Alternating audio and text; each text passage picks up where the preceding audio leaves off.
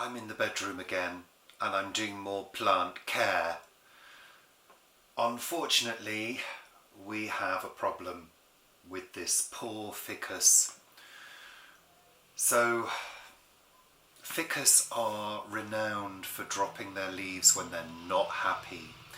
This one used to live in the room at the top of the house, which is prone to getting very, very warm, and I noticed that she was dropping her leaves quite regularly.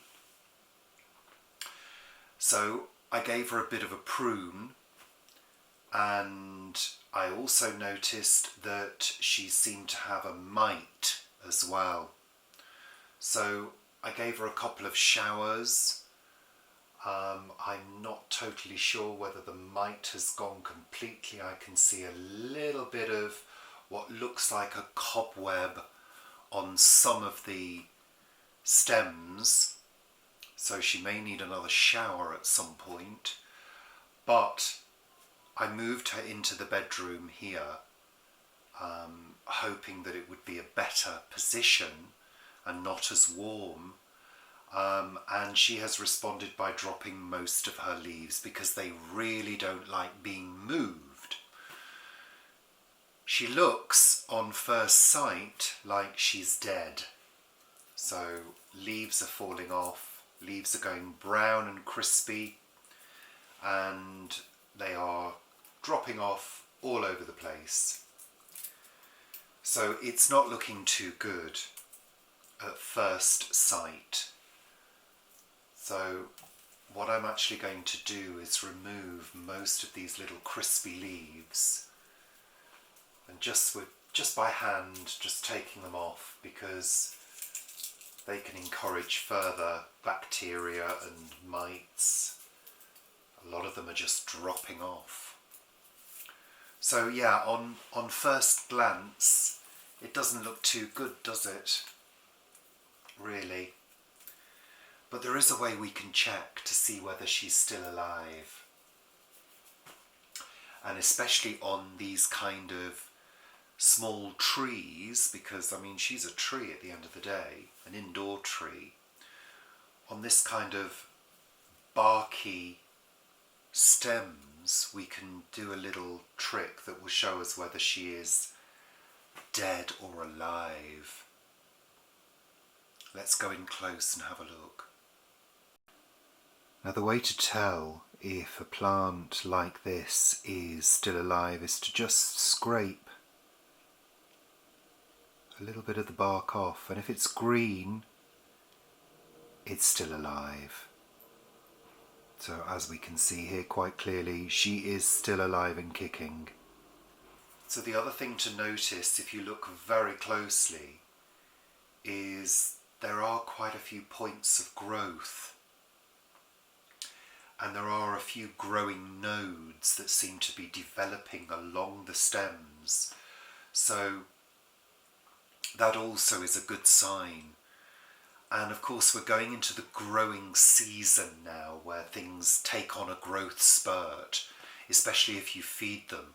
So what I'm going to do is give her a further prune, get rid of any branches that are actually dead, and cut down to a growing node, just above a growing node.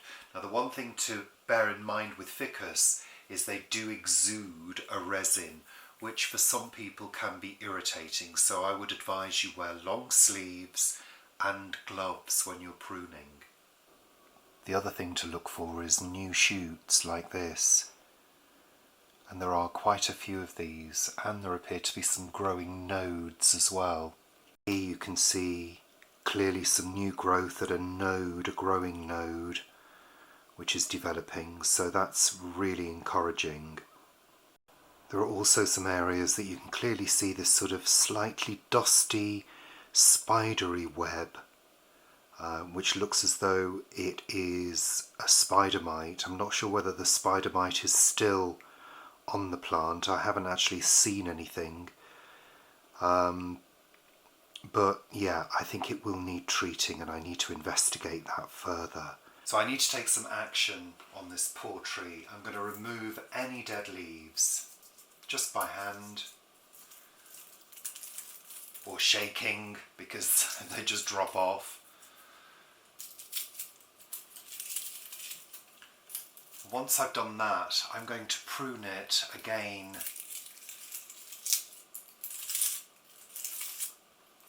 And I'm going to prune it back to a growing node just above those nodes that I showed you. And hopefully it will rejuvenate the plant. I'm also going to give her a feed as well. And when I've done that, I'm going to investigate how I treat the plant to try and just get rid of that mite if it's still on there. I can't see any mites, nothing that's visible, but like I say, I could see that little cloudy spidery web type infestation, if you like. So I'm going to start pruning now.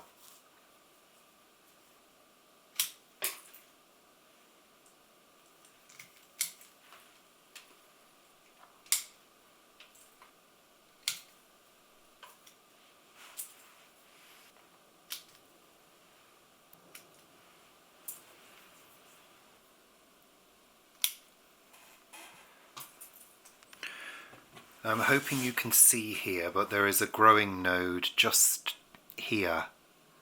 So I'm going to take this whole branch off, just above.